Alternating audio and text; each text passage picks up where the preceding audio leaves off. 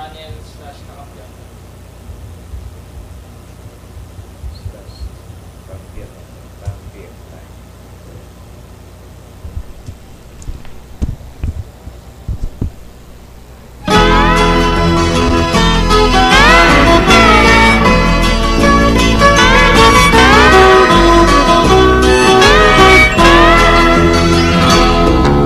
Wala ka bang napapansin sa iyong mga kapaligiran? Kay dumi na ng hangin, pati na ang mga ilog natin. Hindi na masamang pag-unlad at malayo-layo na rin ang ating narating.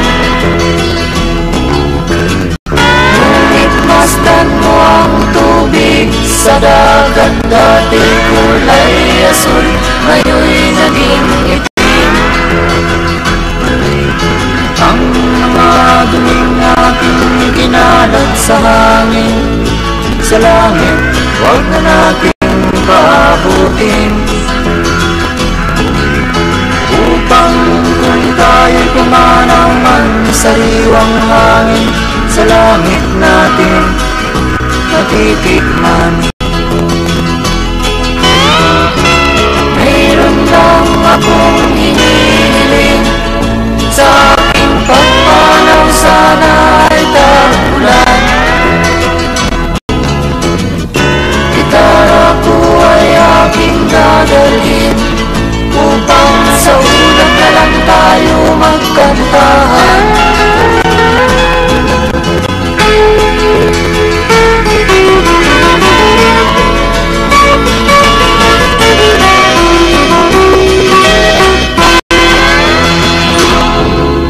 Ang mga bata ngayon lang isinilang, may hangin pa kayang matitikman. May mga puno pa kaya silang aakyatin, may mga ilog pa kayang lalamuyan. Bakit di natin pag-isipan ang nangyayari sa ating kapaligiran? Hindi nga masamang pag-unlad kung hindi nakakasira ng kalikasan. Darating ang panahon, mga ibong dala ay wala nang madadapuan.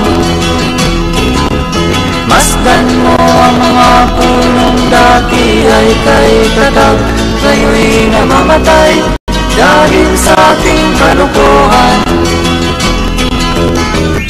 Lahat ng bagay na narito sa lupa, biyayang galing sa Diyos kahit nung ika'y wala pa.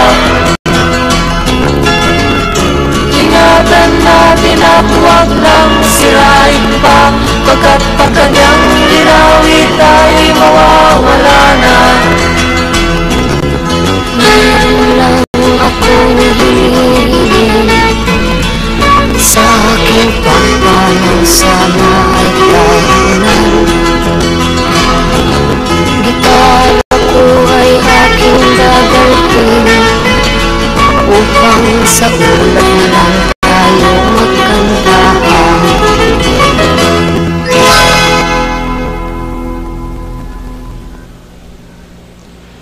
Isang magandang hapon po sa lahat ng ating mga tagapakinig at nanonood sa ating programang Balikasan. Ang ating pong production ay hatid sa atin ng Bukas Palad Philanthropy Incorporated na nakaangkla sa isang motto, kamalayan at kalinga sa kapwa at kapaligiran tungo sa kapayapaan at kaunlaran. Ito po ang host ng programa natin, RV Castro po lamang, at kasama po natin ang isang batikang komentarista. Siya po rin ang presidente ng Asosasyon ng Komentarista at Announcer sa Pilipinas. Good afternoon, Mel Chavez. Magandang hapon na RB at sa iba't ibang lugar po, magandang umaga at magandang gabi sa inyong lahat.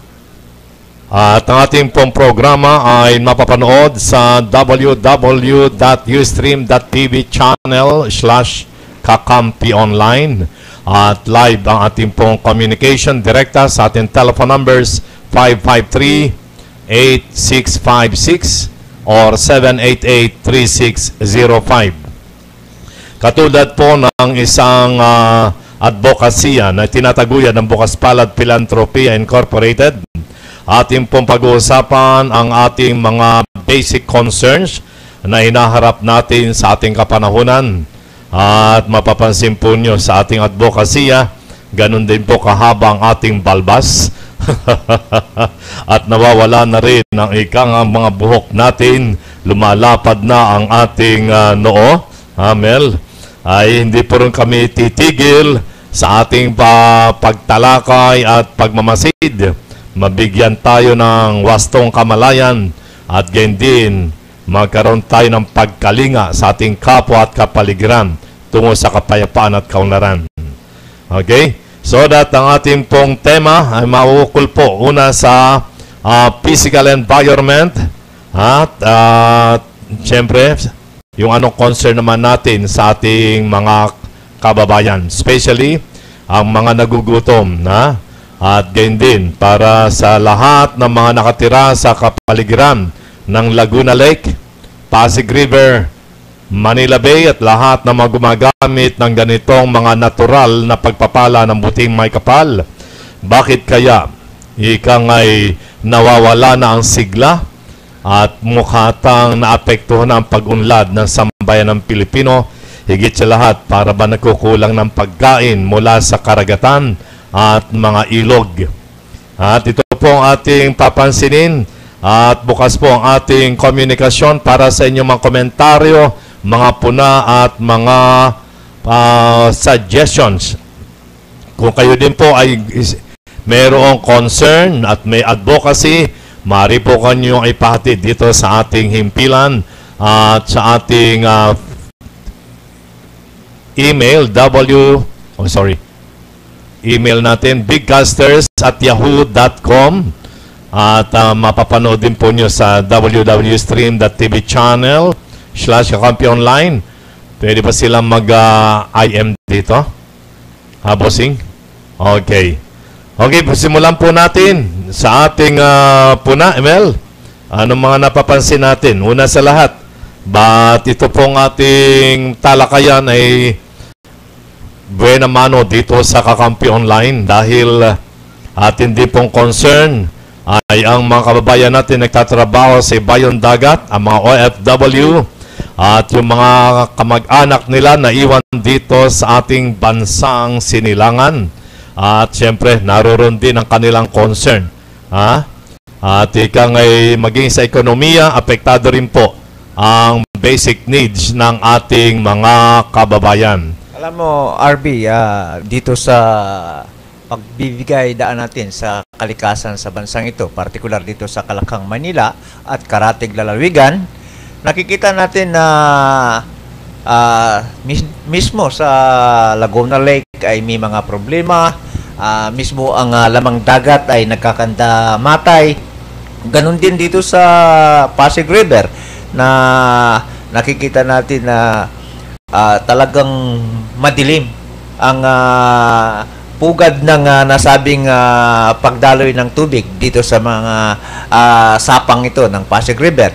Kaya nakikita natin na ito ay kapabayaan ng ating pamahalaan, lokal man o nasyonal, na dapat magagampanan na nila ito sa pamagitan na meron namang pundo para sa isalba ang ating mabuting kalikasan. Pero ang problema, nawawala Meron tayong unang panahon may nagpanukalang piso para sa Pasig River. Nawawala yung piso Pero dumadating yung milyon-milyong dolyar galing sa Germany at nawawala din ang nasabing mga dolyar nito na para dapat sa proyekto na linisin ang Pasig River kasama na ang Laguna Lake. Pero masamang tingnan at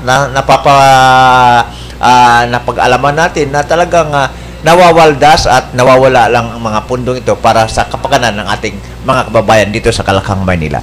Nais natin pati sa ating kinaukulan, lalo na sa ating pamahalaang lokal o national man. At ito ay isang priority program ng ating pamahalaan, national at maging lokal. Kung ang ating mga gobyerno, government officials ay naglalaan ng pundo para ayusin ang mga kalsada, mga bridges, at magkaroon ng continuous flow ng ekonomiya at pagtatravel ng ating kababayan.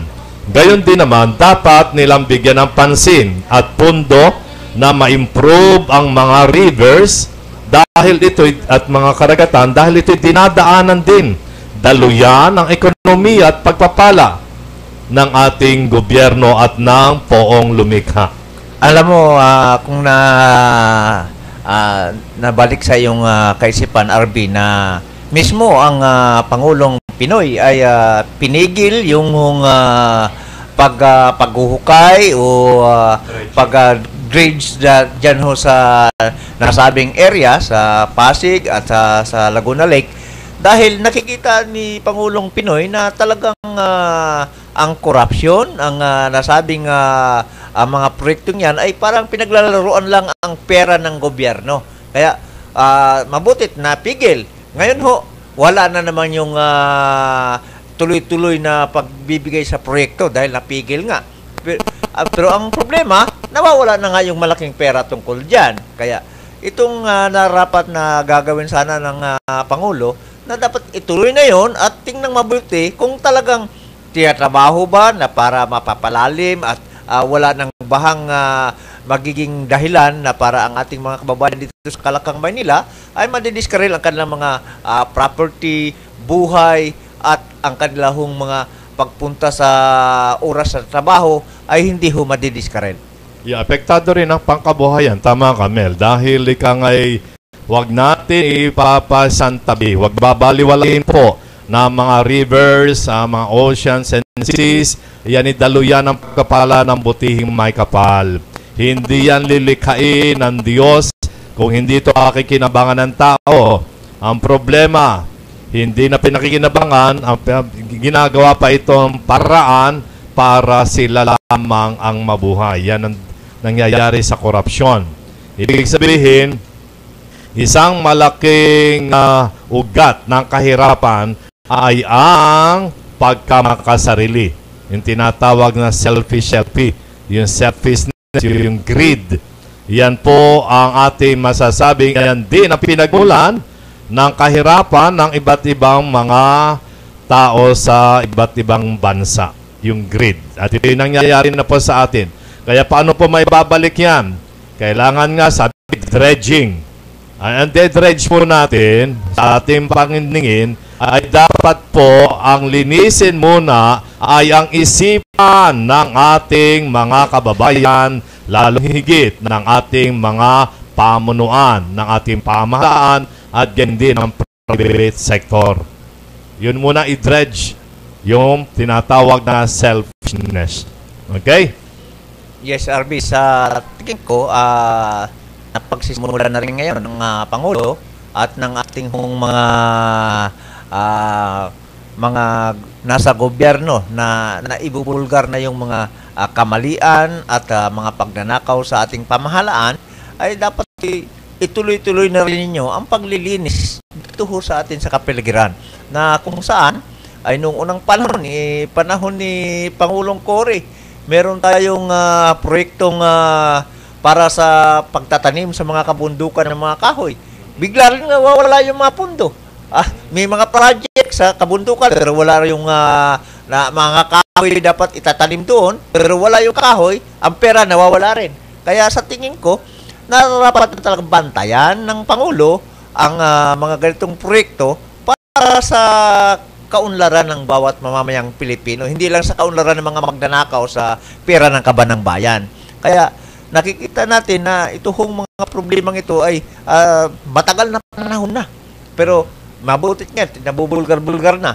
At malaan na may mga makukulong dito.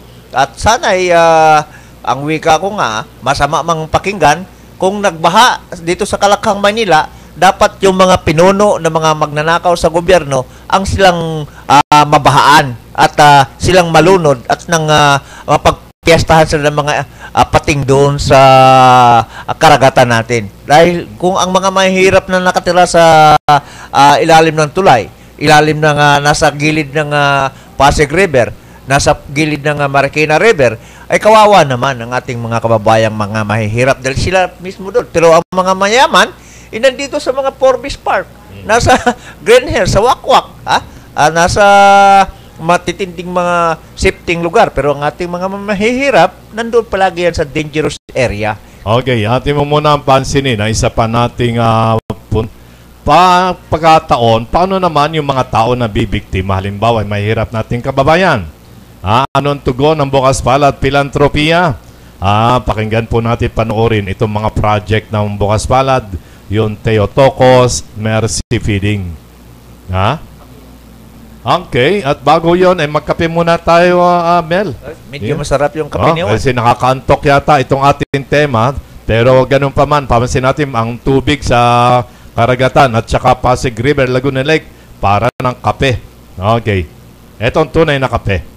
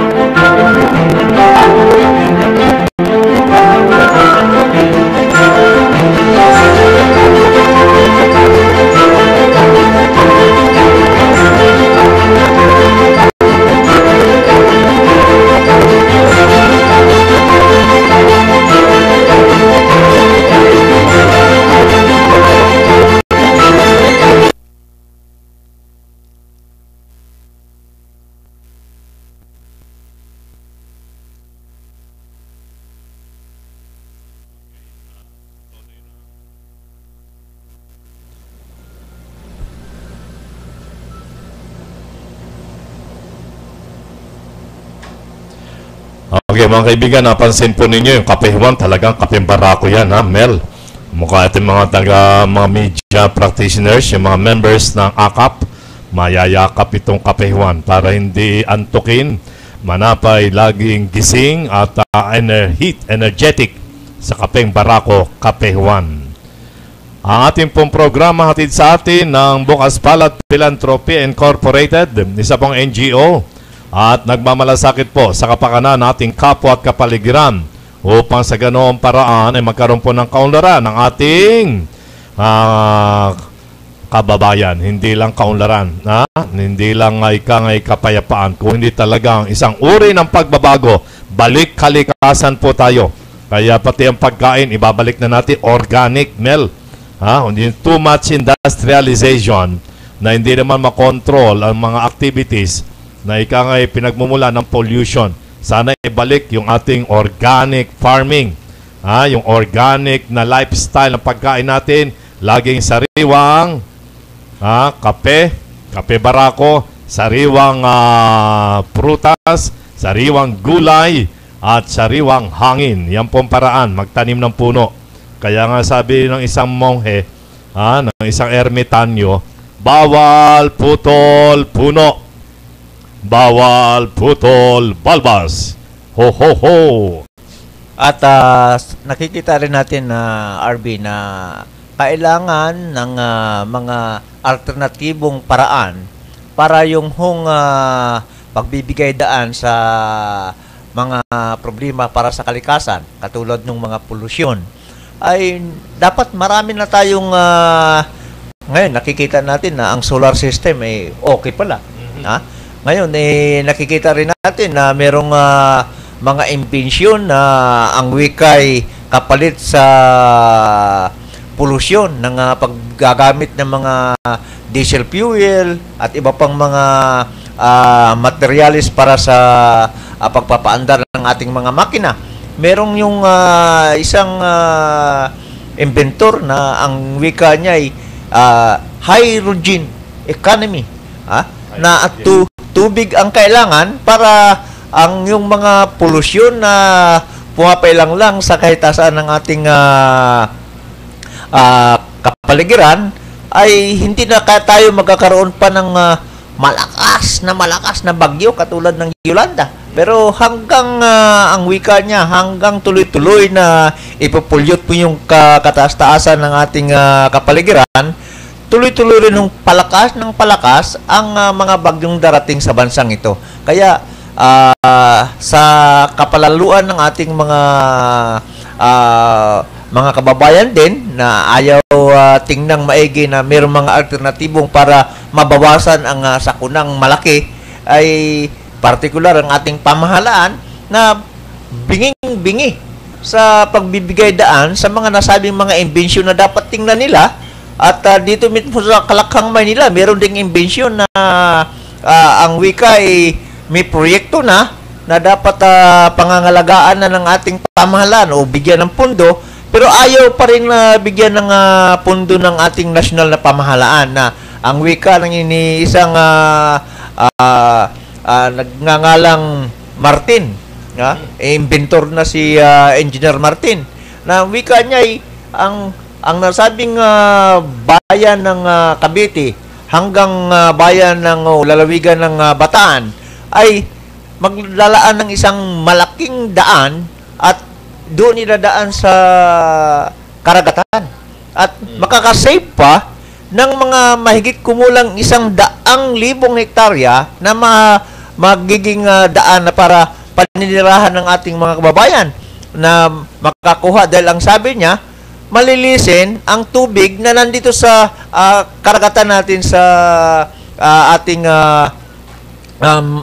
lugar ng Bataan, Cavite at saka ng Kalakhang, Maynila at saka sa Bulacan. Kaya makikita natin na may mga proyekto palang dapat ganyan, ayaw rin gagawin ng ating pamahalaan. Hindi ko malaan kung anong gusto ng pamahalaan natin. Ang gusto yata, magkakandalunod ang ating mga kababayan pag nagbaha sa Metro Manila.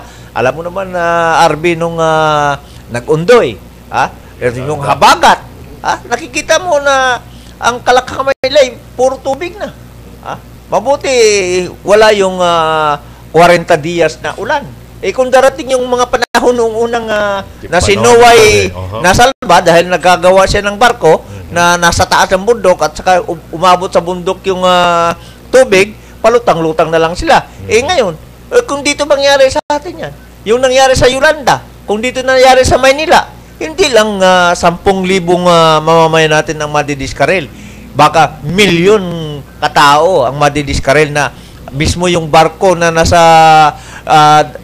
karagatan tinakas ng tubig papunta doon sa kalupaan ng Tacloban City. Kaya nakikita natin na mayroong mga ganyang problema na dapat gampanan ng ating national pamahalaan, pero sa sad to say na RB ay pinapabayaan at bingi ang ating pamahalaan na yan ay dapat tingnan nila at solusyonan ang mga problemang ito.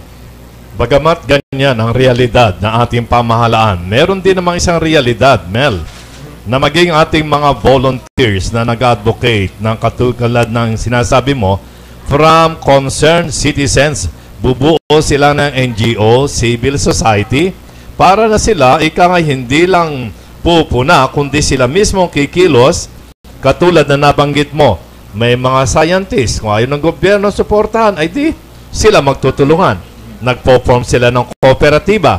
Ganon din man ang private sector. Nagpo-form sila ng ibang product. Ang funding mula sa private sector. Sila na rin. Maging ang media group, magkakaroon na rin ng kooperatiba para sila ang mga media practitioners ang magtulungan in case may mangyari sa kanila. So that maging sa concern natin sa sources of energy, may private sector na rin, may mga NGOs, non-government organization, na hindi naaasa sa government funds. Dahil NGO sila, hindi nila kinakailangan ang financial support. Importante lang ma-recognize yung kanilang contribution for the love of humanity. Katulad po ng Bukas Palad Philanthropia Incorporated. Ito po ay isang non-government organization. Ito po ay nagbo-volunteer sa Diwa ng Bayanihan na mag-extend ng pagpapakain sa mga mahirap nating mga bata na sa mga rural areas. At maaaring ito ay mangyari din dito sa Metro Manila kung sa pagtutulungan ng isa pang grupo.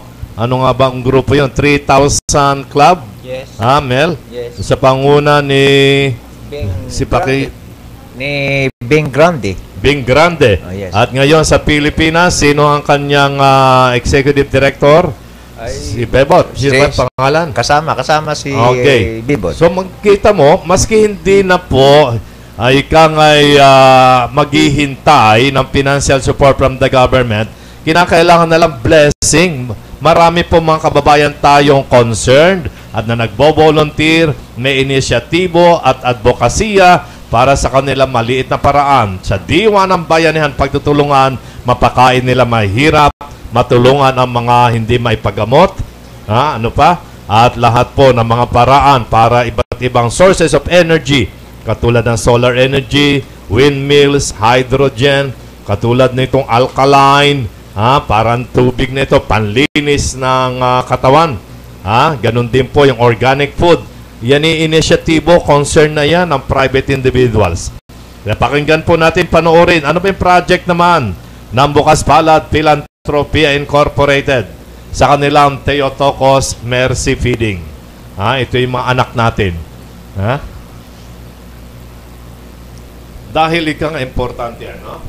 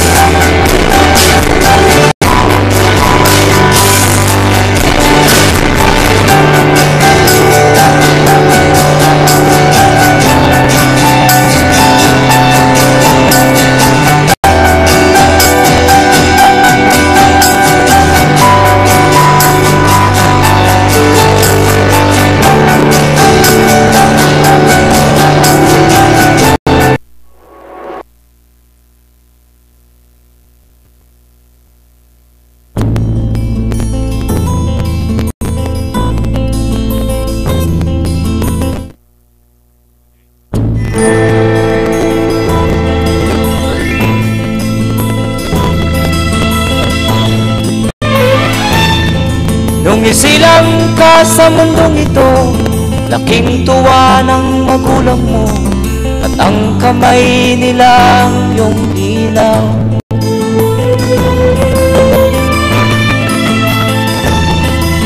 At ang nanay at tatay mo'y di malaman ang gagawin pagmamasdan pati pagtulog mo.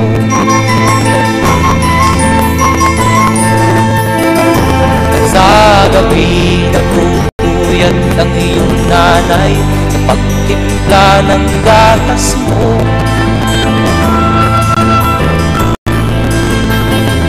At sa umaga na may talong ka ng iyong amang tuwang-tuwa sa'yo.